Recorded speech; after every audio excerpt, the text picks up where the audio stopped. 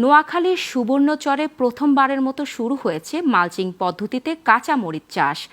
আগাছা ও পোকার আক্রমণ কম হওয়ায় বর্ষাকালেও নষ্ট হয় না গাছ।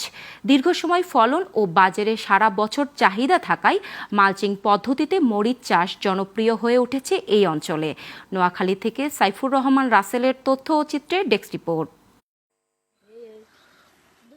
মালচিং পদ্ধতিতে জমি প্রস্তুত করতে প্রয়োজনীয় জৈব ও রাসায়নিক সার মিশিয়ে বেড তৈরি করে বিছিয়ে দেওয়া হয় মালচিং পেপার। এরপর নির্দিষ্ট দূরত্বে ছিদ্র করে রোপণ করা হয় চারা। নোয়াখালীর সুবর্ণচর উপজেলায় গেল বছরের অক্টোবরে প্রথম মালচিং পদ্ধতিতে 50 শতক জমিতে কাঁচামরিচ চাষ করেন কৃষক রফিক উদ্দিন। ভালো ফলন আর বাজার দর বেশি পাওয়ায় অন্য কৃষকদের মাঝে জনপ্রিয়তা পায় এ পদ্ধতি।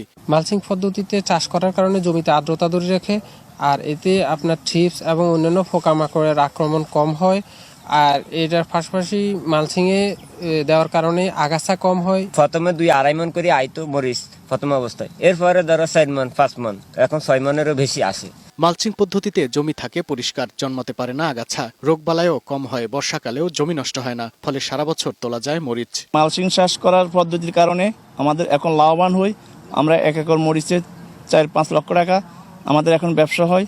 এই যে মাল্টি পলিথিনে এরা যে চাষ করছে এটা দেখি এখন আমার করার ইচ্ছে হয়েছে। এদিকে কৃষকদের মালচিং পদ্ধতিতে কাঁচামরিচ চাষে উদ্বুদ্ধ ও প্রয়োজনীয় পরামর্শ দিচ্ছে কৃষি বিভাগ। মালচিং শীট ব্যবহারের মাধ্যমে প্রাথমিক খরচ বেশি হলো দীর্ঘ পরিচর্যা খরচটা কমে যায় এবং দীর্ঘ সময় ধরে কৃষকগণ ফলন পেয়ে থাকে। এর মাধ্যমে কৃষকগণ অনেক বেশি লাভবান হয়। কৃষক রফিকের দেখা দেখি এখন পর্যন্ত 12 জন কৃষক প্রায় 5 হেক্টর জমিতে মালচিং পদ্ধতিতে কাঁচামরিচ চাষ করছেন। এতে ঘুচে যাচ্ছে তাদের অভাব, নতুনভাবে বাঁচার স্বপ্ন দেখছে কৃষকরা। Global television news desk.